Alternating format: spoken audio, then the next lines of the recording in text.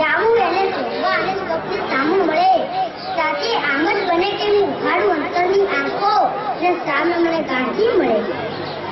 હા, જો મને ગાંધી મળે તો વાત્સલ્ય સબળગીરે હાથ ફેરવીને પૂછે, બેટા હિંદ કેમ છે? ઈશ્વરના કઈ ભાવ થાય ને અંતર અજીતની ઘટનામાં ડૂબી જાય કે સત્ય, અહિંસા અને સદાચારના પરમ આગ્રહી એવા મોહનદાસ કરમચંદ ગાંધી અહીંયા ક્યાંથી?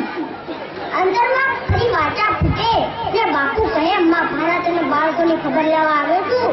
જીવનભર સત્યનું આચરણ કરીને તેની આ ફળશ્રુતિ છે કે ફરી એકવાર અહીં આવવા મળ્યું. પછી તમારા હાથમાં પેલું જર્જરિત થયેલું 3 વાંદરાનું રમકડું જોઈને પૂછે કે બેટા આ શું? હજુ તું બાળક રહ્યો? હજુ રમકડાથી રમે છે? પણ બાપુ એ તો મારું પ્રિય રમકડું છે. સાંભળીને કાન બહાર રકાઈ જાય. ચશ્માની તો હરારી થઈ ગઈ, પણ કેવ એટલે કે ખાલી નાક ઉપર પહેલી આંગળી મૂકીને કહે, મારું પણ એ પ્રિય રમકડું છે. ભલે ને સાંભળતું નથી, જોતું નથી અને બોલતું નથી, તે રમકડું વચમાં જ બોલી ઉઠે કે બાપુ તમે તો કહીને ચાલ્યા ગયા હે રામ, પણ જેવું પત્યું તમારું જીવન એ ખબર નહીં ક્યાં ગયો તમારો સંદેશ.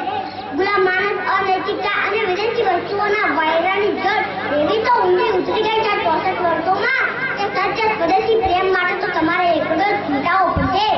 મહાભારતની અદ્વિત્યા સંસ્કૃતિ અને અનુપમ પ્રકૃતિની લહેરાતી પ્રતિમય ચૂંટણી છે. તમારા રાત કેટલાક બાળકોએ સ્વાર્થની કાંટાળી જાળીમાં ચીતરે હાલ કરી નાખી છે.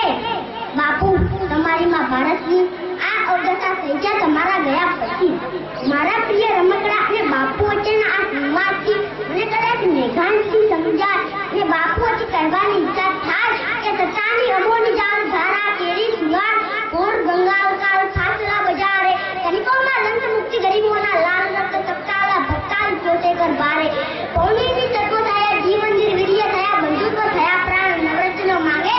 જાગો જાગો ગુલામ, આવી ભૂખ્યા મુકા મિંસાથી તખ્ત પર ધરાલ કાલ જાગે તેવા ઘડીને દંડ ઘોર કાલ જાગે. પણ પછી કહું એમ કે બાપુ આપની શક્તિ તો છે, શું છે તેને જમીન દોષ કર નાખો અને નવ જમીન સ્ફૂર્તિ ઊભું કરો. વર્તમાન પરિસ્થિતિમાં પણ આપની વિચારધારાને કાર્યશૈલી યથાર્થ છે. ફર્ક થોડા લોકોનો છે. પહેલા એ પારકા હતા, આજે તમારા પોતાના છે.